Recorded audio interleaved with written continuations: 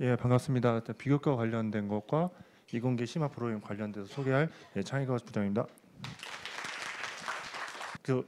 저희가 계속 아까 지금 교무부장님도 말씀하셨겠지만 우리가 공부 대학 좋은 대학만 가는 게 아니라 좋은 인재를 만들자가 저희 핵심입니다. 그래서 그런 좋은 인재를 만들면 결국 그 아이들이 사회에 나갔을 때 빛의 역할을 감당할 수 있다라는 생각을 가지고 하기 때문에 꼭 입시를 위해서 그걸 전문적으로 단다기보다도 이게 전체적으로 자율성을 보장하고 창의적 인재를 만들고 싶은 게 이제 선생님들의 어떤 바램과 비전이기 때문에요. 그게 이제 좋다고 생각하시는 학부모님들은 아이들은 지원하실 거고, 그게 아니다, 나는 딱 입시만 집중하겠다고 하면 다른 선택을 할 수도 있겠죠.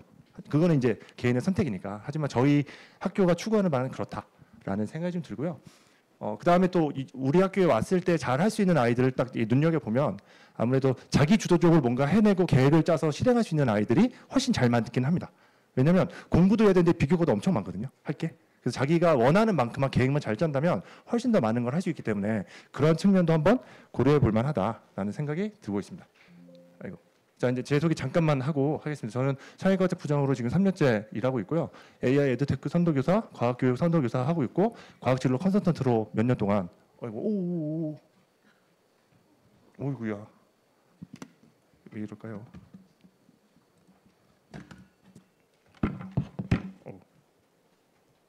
네, 그렇습니다. 그래서 지금 외부 활동을 좀 많이 하고 있고, 그 같은 계열에 있는 선생님들한테 강의도 하고 있고요. 이런 연구를 많이 하는 이유는 이런 연구들을 다시 학교 교내에 있는 선생님과 같이 나누면서 같이 발전하기 하고 싶어서 이런 활동들을 많이 하고 있습니다. 왜냐하면 강의실 수업이나 옛날 방식의 수업들만 하다 보면 결국 아이들의 자발성, 그다음에 자기 주도성들을 키울 수가 없잖아요. 결국 선생님들이 바뀌어야 아이들도 바뀌는 거라, 그런 아이들을 바뀌기 위한 선생님들의 노력이 생각보다 치열하다. 그리고 저희 학교의 제가 봤을 때 저희 학교의 큰 장점은 선생님들이에요.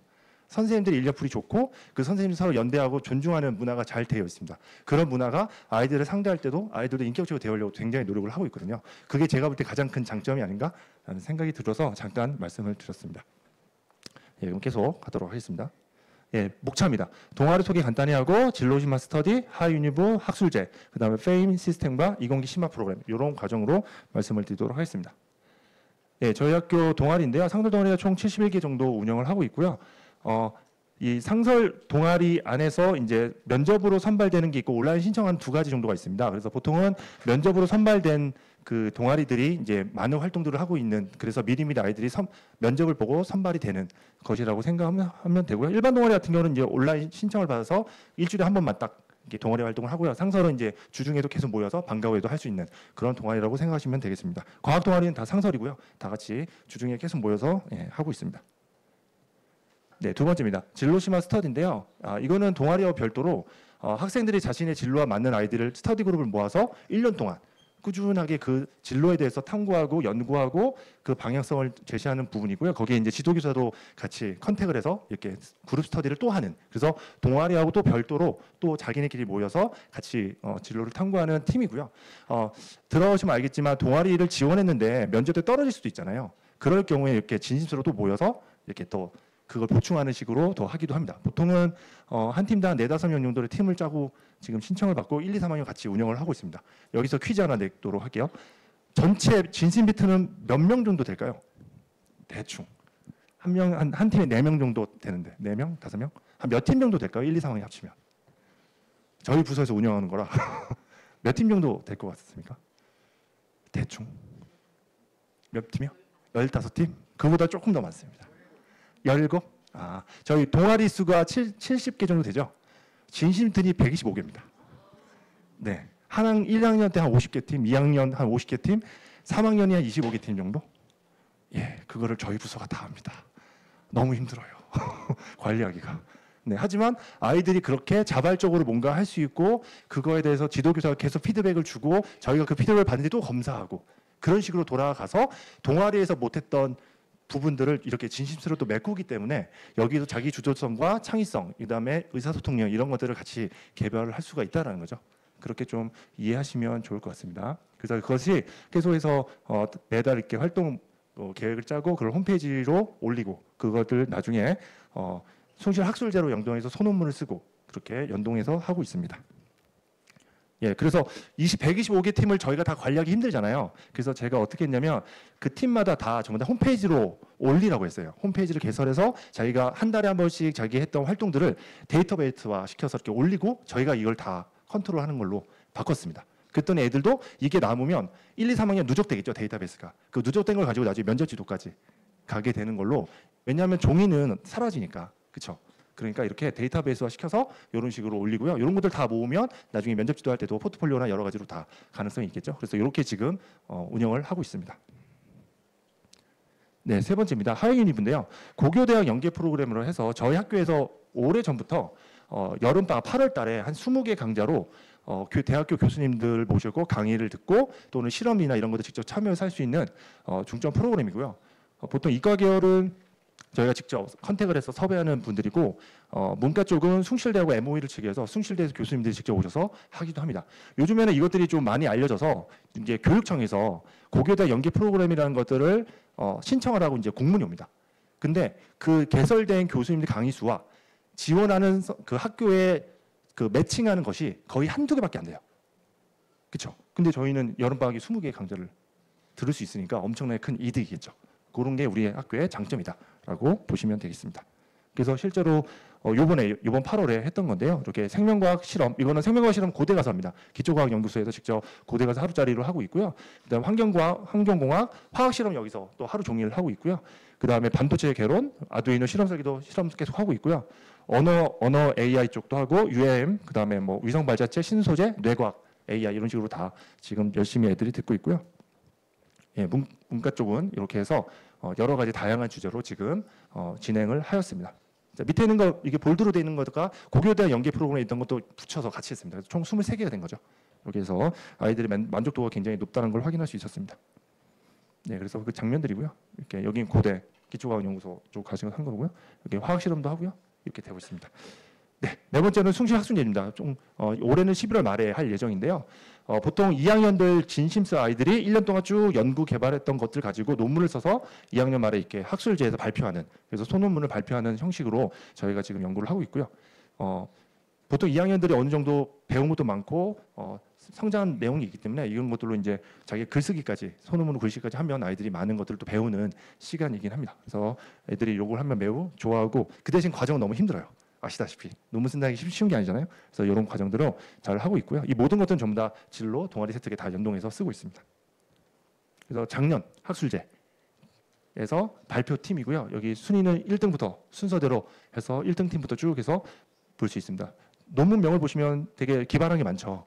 예, 이런 것들로 재밌게 애들이 자기 고등학교 주제에 맞게 여러 가지를 하였습니다. 저 1등 놈이 제가 지도했던 아이입니다. 영노화에 관심이 많아가지고 어떻게 하면 노화를 바꿀 수가 있는가 이런 걸로 실험도 하고 그랬었습니다. 그래서 이렇게 아이들이 다양하게 하고 있습니다. 네, 지금까지 총 4가지 비교과 프로그램을 얘기했는데요. 제가 과학부장이 되고 나서 이것들이 너무 파편적인 것 같다는 생각이 들었습니다. 이거를 하나로 수직 개발화 시키면 어떨까라는 생각을 가지고 이걸 묶었습니다. 그래서 질적 변화와 수직 개발화를 시켜서 아이들이 학생부 장수를 연결성을 좀 강화시켜보자. 그리고 아이들의 역량 강화를 좀 키워보자. 그리고 아이들의 성장을 보는 거를 집중적으로 보자. 결과보다는 성장. 이런 관점으로 좀 생각을 해서 바꿨습니다. 이제 3년째 되는데요. 그래서 아이들의 미래 역량, 사시라고 하는 요 역량과 학생의 성장을 초점 맞춰서 연계해서 한번 해보자라는 생각을 했고요. 그래서 교사의 업무도 감소하고 비교과 교과의 균형도 맞추고 지식의 구조화도 시키고 그다음에 생기부 세특의 효율성, 요 4가지를 기점으로 시스템을 만들었습니다. 그래서 만든 게 페임이었습니다. 페임은 원래 서울대에서 나오는 수업 모델입니다. 그거를 제가 이제 이런 비교과 전체 통합 시스템을 만든 게 페임이라고 보통 얘기를 합니다. 왜 페임이냐, 앞에 있는 FA, M이라고 하는 이 4단계로 나눠서 그걸 묶겠다라고 하는 개념이고요. 자, 어떻게 하냐면 아이들이 어떤 진로 진심스를 예를 들어 성립을 했을 때 그 진심스에 나오는 연구 내용들을 어디다 처음에 쓰냐면 자기 수업 시간에 교과 세특 발표할 때 쓰라고 하는 겁니다. 그럼 이론적 배경을 여기다 쓸 수 있겠죠. 그리고 그 이론에 대한 실질적으로 실험을 하거나 활동을 하는 것들은 동아리에서 발표를 시키는 겁니다. 그리고 그 내용들에 대해 소논문을 써야 되는데 소논문은 본인이 쓰기도 어렵고 지도교사도 어려울 수 있잖아요. 그럴 때 하이 유니브에서 왜 교수님들이 오시면 그 전공 과목 교수님 때 그 연구 계획서를 보여드리고 피드백을 받아서 좀 더 전문화시켜서 그리고 그 내용을 마지막에 학술제 때 발표하는 요 4단계로 쭉 연동시켜서 하는 게 비교과 전체 시스템, 통합 시스템이라고 얘기할 수 있습니다. 그래서 이런 방식으로 지금 이제 2년째 하고 있고 그 결과가 같이 입시 결과에서 종합전형이 올라가는 게 보이셨죠? 이렇게 지금 나가고 있다라고 보시면 되겠습니다. 예, 그래서 전체 로드맵입니다. 비교과 전체 로드맵이고요. 2학년을 본 페임으로 해서 1학년 때 잘 모르니까 예비 페임으로 해서 같이 참여하는 정도. 그래서 2학년 때 본격적으로 연구까지 해서 소논문까지 쓰는 거. 3학년 때는 이걸 다 해봤기 때문에 여러 교과 수업이니 동아리든 학급이든 여러 군데 확장해서 자기 나름대로 연구 주제 가지고 발표하는 거. 이런 멀티 페임이라고 해서 요 세 단계로 나눠서 전체 1학년 때부터 3학년 때까지 쭉 정리해서 지금 활동을 진행하고 있습니다. 그래서 1학년, 2학년들 중에 2학년이 중심이고요. 1학년 중에 소논문을 쓸 수 있는 아이들은 참여시켜서 학술제에 같이 동참시킵니다. 3학년 아이들은 1학기 마치면 진심서 발표라는 걸 따로 만들어서 그대에서 다시 자기가 1학기 때 한 학기 했던 내용들을 발표하는 그런 과정으로 이어가고 있습니다. 네, 그럼 어떻게 생기부에 나타날까요? 이제 그 얘기를 잠깐만 한번 상상을 해볼게요. 만약에 생명과학을 예를 들면 제가 생물 선생님이라 생명과학을 생각을 했을 때 아이들이 진심에서 생명과학 관련된 기술들을 연구를 해요. 그러면 그거를 생물 시간에 발표를 하겠죠. 그러면 생기부에서 교과 시간에 나오는 거는 이런 식으로 발표 내용이 나타날 겁니다. 그렇죠? 그러면 그 진심에서 했던 생명과학 기술을 연구했던 아이들이 동아리 시간에는 그 내용에 대한 제안서 실험으로 여기서 검증을 하겠죠. 그러면 이때는 동아리 세특기 써야겠죠. 그러면서 볼 때는 교과와 동아리가 연동돼서 같이 가겠죠. 이렇게 간다는 얘기죠. 그 다음에 여름방학에 하이 유니브 때 전문가 강연을 들었는데 생명과학 교수님의 강연을 듣고 이 내용의 연구 개설을 보여드리고 피드백을 받아서 깊이 이야기하다가 진로 시간이 적혀 있겠죠. 교과, 동아리, 진로가 되겠죠. 그렇죠? 네. 그리고 마지막에 숭실학술제에서 이걸 발표하면 그 내용이 이런 식으로 발표하게 된다가 되겠죠. 그럼 1년짜리가 이렇게 파노라마처럼 이렇게 연계성 있게 1년 동안 어떤 노력을 했는지 어떤 성장이 있는지가 눈에 이렇게 쭉 보일 수가 있다라는 게 페임의 요지입니다. 좀 이해가 되시나요? 네네네. 그래서 이렇게 엮어서 지금 운영한 지 이제 3년째. 그리고 그게 이제 아이들의 진학 성적으로도 종합 전형으로 나타나고 있고 아까 전에 서울대 입시가 변하는 거 보셨죠? 교과만 잘하고 되는 것도 아니고 정시만 해서 되는 게 아니라 교과 역량을 보겠다. 이 교과 역량을 강화시키는 방식이다라고 보시면 되겠습니다. 예, 그래서 결과입니다. 이거는 이제 아이들에게 설문조사 했던 내용인데요. 아이들은 페임 운영에서 만족도가 82%, 진심스 71%, 하이 유니버 80% 이상으로 굉장히 높은 만족도를 얻게 되었고요. 그 다음에 제가 이제 이걸 데이터 분석을 다 해본 결과 아이들의 이제 진로 성숙도 검사를 제가 따로 합니다. 그래서 해봤을 때 계획성, 자기 이해, 진로 낙관성들이 굉장히 많이 올랐어요. 그걸 좀 요 1년 과정을 통해서 이를 좀 봤고요. 그래서 단순하게 공부를 잘하는 게 아니라 자기가 스스로 계획을 짜고 자기가 누구인지를 알고 그 이후에서 자기 진로를 찾아가는 인재를 뽑고 싶은 게 제가 보고 싶었던 거거든요. 그래서 그런 부분이 좀 봤던 것 같고요. 그 다음에 아이들 그 내신은 떨어지냐 이 활동을 많이 해서 그래서 제가 이 진스 활동 하기 전에 중간고사 그리고 쭉 간 다음에 2학기 말을 비교해 봤어요. 그랬더니 2, 3학년 다 해봤는데 내신이 향상된 게 68%였습니다. 그러니까 이게 저한테 약간 스키한 부분인데 내신 공부하기도 바쁜데 비교과 언제 이거 다 해? 이거 너 둘 다 하기 너무 빡세라고 하지만 아이들 입장에서 이것이 호기심이 자극되면 공부도 같이 한다는 거예요. 예. 그래서 쟤도 요건 반신반의 했거든요 처음에. 근데 제가 데이터를 분석해 보니까 68%가 다 향상되는 걸 봤어요. 등급이 다 올랐어요. 그러니까 아이들끼리도 뭉치니까 서로 시너지가 나더라. 라는 게 핵심적이었습니다. 그리고 마지막에 이것도 중요하겠죠. 종합전형 서류 평가를 했는데 1차 이 진심스러운 활동을 했던 아이들의 1차 서류 합격률이 46.5%가 나왔습니다. 우리 학교 전체 종합전형 1차 서류 합격률이 20% 이하예요.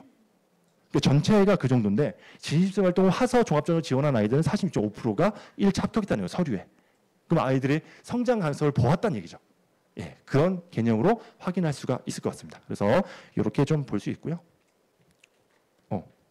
네, 여기까지가 이제 비교과 전체 프로그램이었습니다. 자, 마지막으로 이제 제가 과학부장이다 보니 이제 이공계 심화 프로그램 간단히 설명하고 마치도록 하겠습니다. 네, 저희 이공계 심화 프로그램은 총 과학, 수학, AI 정보 요 관련된 심화 프로그램이 좀 있습니다. 그래서 그 부분을 잠깐 소개시켜드리면 일단 과학부터 말씀드리겠습니다. 자, 과학 심화는 토요일 날 첨단 기자들을 활용한 과학 심화 실험 교실이 있습니다. 방과후 수업이 열리는데요. 물화생지가 저런 뭐 자율주행 자동차, 로봇, 그다음에 전기용동, 그다음에 AI 이런 정도의 심화 여러 가지 관련된 심화 실험들을 토요일 날 이렇게 실험으로 계속 하고 있습니다. 그다음에 과학 동아리 발표인데요. 저희는 참담마당과 다 별도로 아이들이 1년 동안 열심히 실험하고 활동했던 내용들 가지고 부스 운영을 하는 겁니다. 그리고 아이들이 자발적으로 강사가 돼서 설명하는 거죠. 그런 활동들을 따로 준비하고 이건 작년에 했던 내용들의 주제들입니다. 이렇게 했다고 보시면 되고요. 그래서 저희 동아리 애들인데요. 저는 알파폴드 관련해서 단백질 구조 분석하고 막 그랬거든요. AI로. 그래서 그런 관련된 내용으로 아이들을 했고 또 설명하는 내용이었습니다. 네, 이거는 이제 준비 중, 아직 선정은 안 됐는데요. 저희가 5개 했다고 그랬잖아요. 그 중에 고급 물리학, 고급 생명과학, 정보과학 이 3가지가 과학 쪽이라서 잠깐 말씀드리도록 하겠습니다. 일단 과학 중점학교에 준하는 과학 교과 과정이 있다고 하지만 저희는 과학 거점학교를 신청합니다. 왜냐하면 아시다시피 과학 거점학교는 방과후 수업으로 따로 별도로 하잖아요. 그리고 내신에도 중첩되지 않기 때문에 내신의 성적에 피해는 없고 최상위권 관리까지 할 수 있는 부분이라는 생각이 들어서 본인이 원한다면 할 수가 있겠죠. 그래서 주중 방과후로 아마 3시간 정도 자리로 아마 할 예정이고요. 대상은 고급 생명과학 같은 경우는 약대의대 지망하는 최상위권 아이들에게도 좀 더 기회를 줄 수 있을 것 같고, 그 다음에 고급 물리학은 공과 개혁 아이들에게 도움이 좀 될 것 같고요. 정보과학은 AI 융합 전공에 관련된 아이들에게도 교내에서 심화 학습에 제공이 될 것 같습니다. 과학 거점학교 같은 경우는 자대산, 그 본교에서 거의 절반 정도를 지원을 할 수 있거든요. 그래서 그냥 이 학교에서 그대로 좀 더 심화적인 커리큘럼에 맞게 교육도 받을 수 있다라는 취지로 지금 지원을 한 예정입니다. 잘 된다면 아마 내년부터 조금씩 할 수 있지 않나라는 희망을 가져봅니다.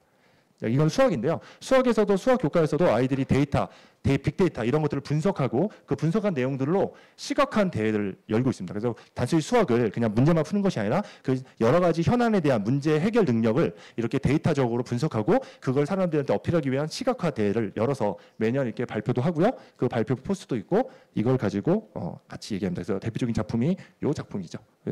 이 1등한 친구도 제가 도와줬던 친구인데 이렇게 시각한 내용들도 같이 했습니다. 그래서 이렇게 발표의 책자도 이렇게 만들고요. 아이들이 이 부분도 열심히. 그래서 데이터라는 거, 숫자라는 거, 그걸 어떻게 분석하고 어떻게 표현하는지도 수학적 개념에서 이렇게 같이 할 수 있는 좋은 프로그램도 있습니다.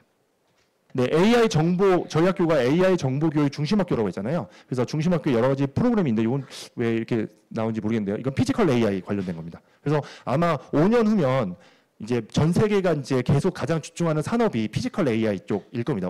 우리나라도 얼마 전에 에이펙에서 엔비디아 26만 개 GPU를 받았다고 했잖아요. 그게 이제 AI 인프라를 이렇게 까는 건데요. 그게 아마 실현되면 5년 후면 피지컬 AI가 가장 많이 선망이 될 겁니다. 그래서 우리 학교에서 그 피지컬 AI 어떻게 하는지를 이렇게 프로그램과 활동적으로 하는 모습이 있는데 잘 나오진 않네요. 네.